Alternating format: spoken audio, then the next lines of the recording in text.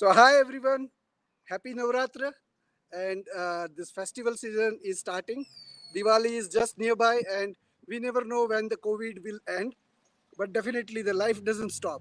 So today we are going to discuss about a Josh talk, about TED talk, about TEDx, and about the youth. So let me hand it over to Disha. I think Disha will give us a right Disha along with Chetan. So over to you, Disha, and let's move forward with full energy. Welcome, Disha. Thank you so much. Thank you.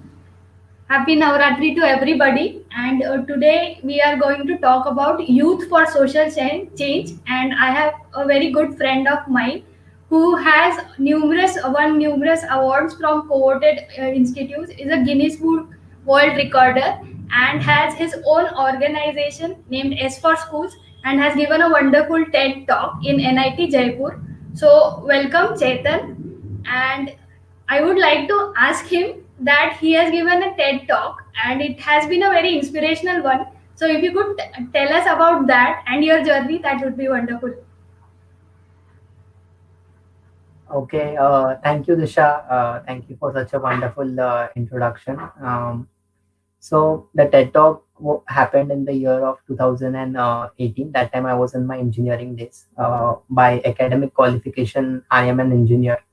And during my engineering days, I was invited to NIT Jaipur, considering the different things that we were doing. The theme over there was singing a different tune. The theme implies on the fact that if you're doing something in a streamlined process, and if you are also doing something that is actually impacting the society, and it's creating a bigger impact than expected, or it's not in the lines of what everyone else does, then the talks were on those lines. So fortunately, my work that I was doing with S for Schools and other road safety projects in India fell in line with them, and that is how they invited me to speak at NIT Jaipur. I think I was of 21 years of age when this happened, and I spoke on my road safety project in India. I had won a grant and a fellowship from Youth Service America, Washington-based organization, along with UL Underwriters Laboratory. So the grant was of 1,000 US dollars for a road safety project in India, and my S for Schools work was also there. So that is what I can tell about the TEDx. Yes. So, 100% true to the topic of your TEDx, you are doing something different that is small steps towards changing the society. So, first, I would also like to know about S for School. Although I have worked with you and it has been a wonderful experience, but what motivates you in such a young age to serve the society? Today, our topic is youth for social change, and what the youth thinks generally is they themselves are not capable enough or they are still learning, but you are an inspiration to everybody listening today that you need to start at grassroots level. So you could tell me how S for Schools is working and how it is changing the society. Okay, so as for school is a very simple project that we have undertaken. Uh, as for schools, by the name implies that we are working on a project that is streamlining our work processes and all the work that we are doing towards education. Our major focus at S for Schools as an organization is towards quality of education, which is sustainable development goal number 4. uh, so in context with that, we have different projects that we do at S for Schools. Major chunk of it is covered in 3 projects, which I would tell in a line or two. First project is bringing them back. So all those dropout students who have left their school due to some reason, may it be labor migrant issues, may it be health issues, whatever it is, we try to find such students. We speak with them, we speak with their parents, we try to find out what is the problem that they are facing and how it can be resolved. Whatever help we can do from our side, may it be in terms of financial help or whatever else help is needed, we do that and we try to get the student back to school. So in last 2.5 to 3 years, we have been successfully been able to reach to around 1,800 such students and get them back to school. That is first major chunk of the project. Second major chunk is meet the mentor. In meet the mentor, what we do is all the students from rural Zilla Parishad schools or some orphan school, they always have an higher expectation that they want to do something in their lives. They have few certain aspirations and goals. Maybe a doctor, maybe an engineer. So in Meet the Mentor program, we get people who are actually working in that particular segment. Someone who's working as an IT engineer in a very good company, someone who's working as a trained doctor, someone who's working as an artist, someone who's working as an uh, in the stream of direction or something like that in each field to that matter. And these people have a one-on-one activity-based training workshop with those students for a day or two. And with the help of that workshop, they try and understand how and what subjects are important, what is the process, how hard it is to get to a level where you have always been wanting to. And that is how these students meet their mentors, real life mentors, people who are actually working in that particular segment, and they try and understand what they have to do. The third most interesting project is mobile libraries. In order to ensure that the students in the rural areas should have good access to the vocabulary part of it, or maybe you have been observing these things, especially in Maharashtra, is what I observe. Students who are coming from the rural areas to cities like Pune, Mumbai, or any other big city, they find a little bit complex to get in touch or to have a clear cut communication with people from the city. One of Yes. the reasons might be they are low in confidence and they don't have a good kind of a vocabulary training out over there. So to fill that gap, what we are doing is we have introduced mobile libraries. It's very simple. There is a set of library that goes from one school. We have installed it in one school, and from there the students read the books. These books are story books, books about philosophers, books about great freedom fighters. They read these books are generally and mostly in English, and they try to understand new words from it. So the task for the students is that they have to get in touch with their teacher, and during the span of 6 months, they have to learn new words. There's no restriction to learning new words, but they in general have to learn new words from this particular books that we have given them. And after 6 months, this library from the first school then goes to the second goes to the third, and the third goes to the first. So, in term, which means that there are no uh, different books introduced over there, but the library keeps on rotating. The library is moving; it's mobile.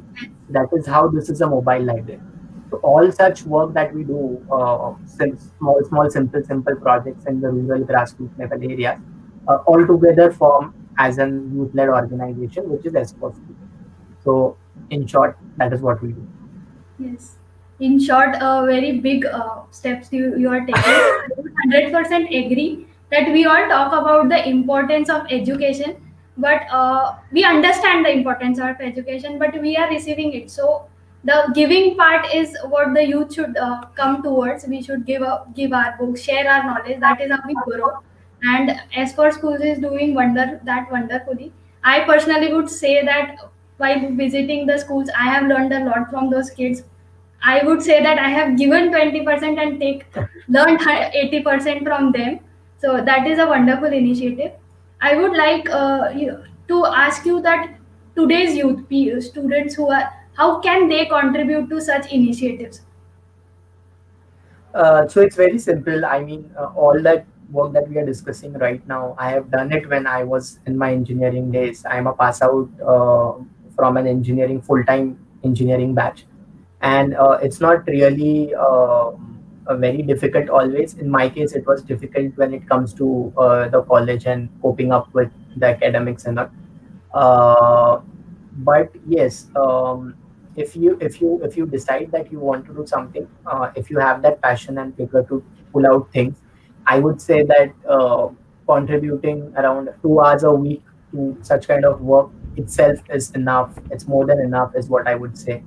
2 hours is a week is more than enough if you decide to do such kind of work. And as a youth, you have a lot of opportunities to explore. You have very less restrictions when it comes to actually going there and working.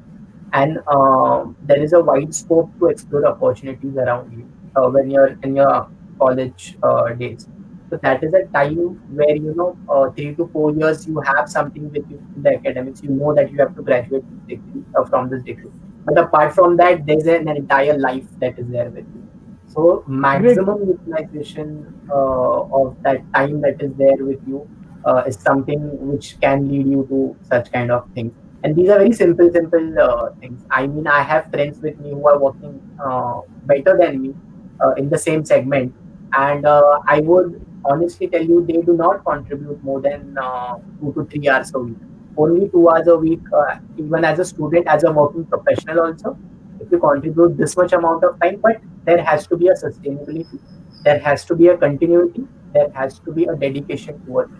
It's not that Disha and Chetan are telling you that's the reason you have to keep on doing it. It should come from within. It should come from within you that you want to work for this cause. You want to work at the grassroots levels, and that is how you will be able to achieve. So, as I said, doing it, youth doing such kind of work is not a very big challenge.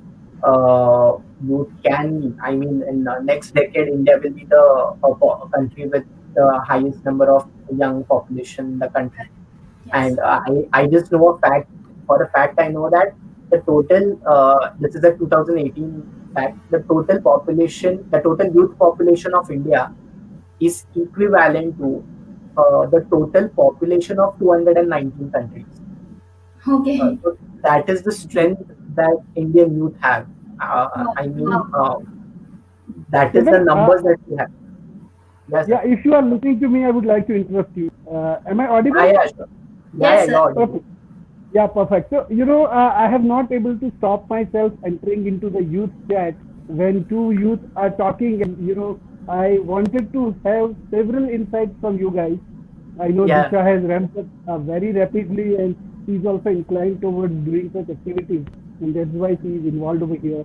Even you were explaining the various aspects that how youth can involve in the society, and like in the latest talk you were talking about India yeah, is going to be a youth country, and going to have so many youth who are going to do going to be available at the disposal of the world. Yeah, we can, if the youth wants, they can change. But Yes. one root question I face, or one root question I think which comes in my mind is uh, the driver. You know, a train has an engine, so many bogies, but if it doesn't have a driver, train will go nowhere. Yeah. So what do you think? Who can be a driver of this train, or who can be a uh, pilot of this plane? there can be many different answers or perspectives to it. But according to me, in my personal opinion, is what I would like to say. I mean, the driver is the mirror itself. If you go to the mirror, look at yourself, take the mirror in and around your place, look what things are happening in the 10-kilometer radius of your own society. I mean, that Mhm. itself is a very big motivation for anyone to work. Even if we travel a little bit away from our own cities and see what the problems have been facing by our own fellow mates from the city itself, if Mhm. someone goes there and observe things, I think Mhm. they will not need a driver, and they'll be self-sustainable to run the vehicle on their own. Because India is, as we said, that there are many youth in the country, but I Mhm. would also say that there are equivalent number of problems also. So Chetan, I think. problems, yeah. Okay, so sorry to interrupt you. I am basically an interrupter. I know, I want to take out certain, answers from your mouth. Okay, you have told about driver. Now let me talk about the spark. There is a Yes. huge amount of fuel available. Where is the spark? So I would say a spark is something that will help you get what you're looking at. It's a push that is always required, and the push can come from anywhere. The spark can come from anywhere. A lot of times, what happens is you get the spark in you either when you meet people who are doing good work and you get motivated for them, or else you personally face an instance where you need when you feel the need to do such kind of that work. So I would say in the student segment specifically, wherever in whichever area they are studying or whatever they are doing in their own capacity, I would say they should look at people who have done good work. They should read about. It's not about the 20% of the iceberg that you see always. I mean, students should have that perspective of looking towards the 80% that is there below the water. And if you start looking from there, the journey, the spark that we are talking about, it will gradually Correct. come to you. You will not have to look So anywhere now, else. okay, Yeah. now let us peel it one more layer. Yeah. So do Yeah. you consider COVID as tough to many? So can you please repeat your question? Do you consider COVID Do as? you COVID as a spark? Of course, why not? I mean, uh, I will not speak about others, but I'll speak about as for schools. As for schools, in the times of COVID, have done a drive for 1,000 students, and we used to do 1,000 students in 1 year previously. That was the Mm-hmm. amount how we used to distribute ourselves, say 300 or say 200 students in 2 or 3 odd months. But during COVID, we could cross over 1,000 students. We reached to 1,000 students door to door during COVID in only 1 month itself. So I So feel this, such uh, situations help you understand yourself. They test your potential. They test the nerves that you have, and then you generate better results. Also, last perfect. time when there was a pandemic, if I remember, many big Uh-huh. companies like I think WhatsApp and other, I'm not really aware about it, but they were founded, and that is how the market was up that time. Correct. And I think Sure. this is So also every crisis is an opportunity. I think it's only a perspective how you look at it. If you're looking at it as a perfect. coronavirus sitting home in the lockdown, nothing is going to happen. Yes. I So feel, we have, but if you yeah, we try have to find taken out, a. Mm-hmm. yeah, sir, Sure, go sure. ahead. I think yeah. Let's discuss in a small chunks, and I definitely would like to give the turn to Disha to speak and interact with you. I just have jumped in between to derive certain great things, and then I will leave the screen, leaving both to interact on the original subject. But this is also a part of it which I have thought that will add Yes. a lot of value. The key thing over here is the inner desire of a person will come either because of his wish and will and goodness, or else if he himself will face a trouble, then only he will correlate his trouble with somebody else, correct? So right now, as youth is facing the trouble of finding a job, finding a difficult time, how they can convert this difficult time into an opportunity. I think this is my question, and this with this I will leave it to Disha. You can answer this, and then you can interact with Disha. Nikita, you can take me out of the screen. Thanks. So I think in a part, Disha already answered the question when she said that when she used to work with such kind of programs, it was only what 20% she was giving and 80% was coming back, is Correct. what she said. So similarly, what I think is when currently I mean, the youth is not having good jobs or they are facing difficulties in making their own career path. I think this is the time where you should look within yourselves.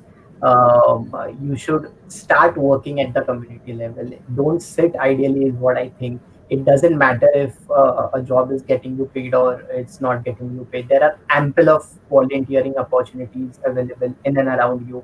You just need to have that, as what sir said, have the inner desire to go and get going. Once you start working in and around, you develop good contacts, you meet like-minded people, and I feel there is how gradually there will be a path which will lead you to whatever place you want to. But sitting ideally at home and doing nothing and speaking about COVID and its side effects and its effects, I think it's not going to take you anywhere. So may it be a community development program, may it be an NGO, may it be any organization, or may it be an internship. Also, not necessarily every work that you do should be a social work. Even if you have something, if you're looking at a permanent job where you want to employ yourself, And if that is not currently available because of the situation, if I were in someone else's place, I would go with the internship that is available. I'll try to get as much as knowledge, as much as networking that is possible in this time, and then slowly and gradually, somewhere, I will there will come a good time. I mean, there will be good times, I feel. 100%. So never Uh, stop is what I feel. Don't sit idle. yes, Do yes. something. Do something that you like, not necessarily social work or something that is related to the technology. It does not mean that you need to do this only. Do anything, but don't sit idle is what I think. And I one thing that I can definitely promise to the viewers is that whenever you're doing any community development work or any social work, the happiness, the things that you get in return, the smile that you get in return, it cannot be valued with any other thing, irrespective of whatever degrees and whatever educational backgrounds we come from. Cannot be valued with anything else. So it's something that comes from the heart when you do, and you should experience it once at least. It's a feeling. It's a feeling of fulfillment that you get, and yeah, that's it. 100% I would agree with you. And to that, I would like to sum up is that you don't have to go far to help somebody or to learn somebody. You can do it in your society. If you're not having any opportunities, if you're not able to connect with any organizations, you can teach the students in your society or in your vicinity. So Mhm. starting is important. It is important to start executing. The ideas can be tons of ideas in your head, but if you are not executing, you would not know what is working, what is not working. If you are able to, what I have learned with S for schools is that if you are able to impact just one life, just one student can go to the next grade because of your 5 minutes or 1 hour that you contributed, it is a big impact. So yes, the youth should definitely, youth for change is contributing. You have to give back to the society and you will 100% receive tons more. So start, youth has to start doing things rather than just looking for opportunities. Grab those opportunities, and that is what I have learned from Ketan, you as well, that it is important to start doing rather than just keep planning. So it has been a wonderful talk, and you have given tons of advices as well as lessons to everybody who is listening from different walks of life. I would like to ask that any final words for people who are watching, how they can reach out to you or how they can start, take the first step towards any of their dream projects. Um, I mean, I don't have any specific answer to this. It's just that what I feel is even when in terms of community development or in terms of social work, if you want to start working, uh, I would say three things. One is look at the accessibility of work, how much accessible that area or that work is for you to continue it at a longer time. Second is plan it for yourself, how long you want to work with them, how long you want to take this up. Give a commitment to yourself. And third is always third, I mean, it's the most, it should come in number one.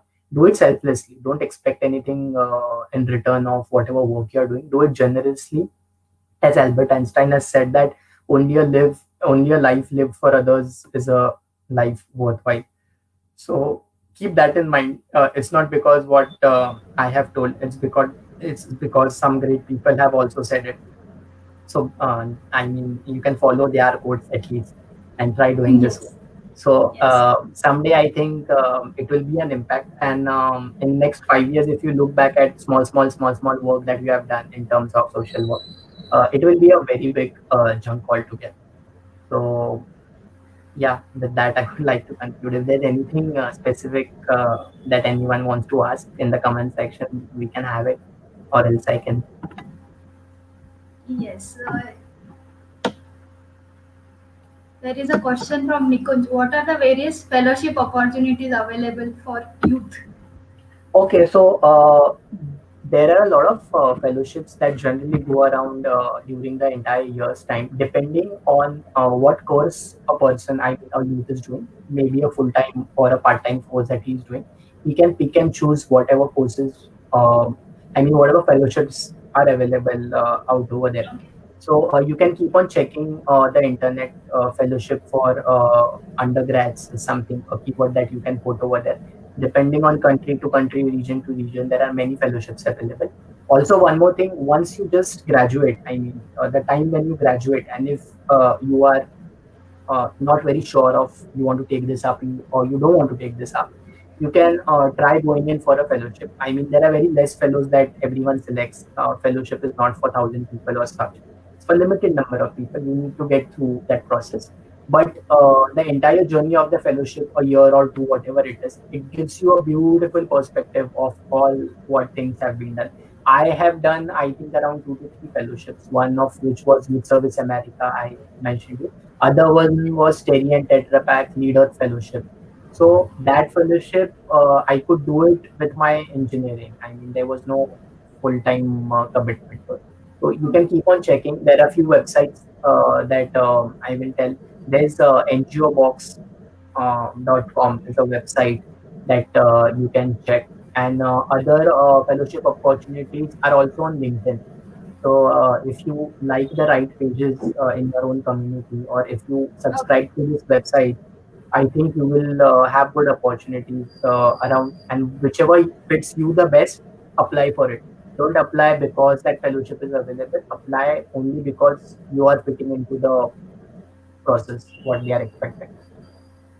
100%. So the platforms are there are many platforms where you can reach out. You just need to know that what you want to do, what you really like, and then grab the right opportunities.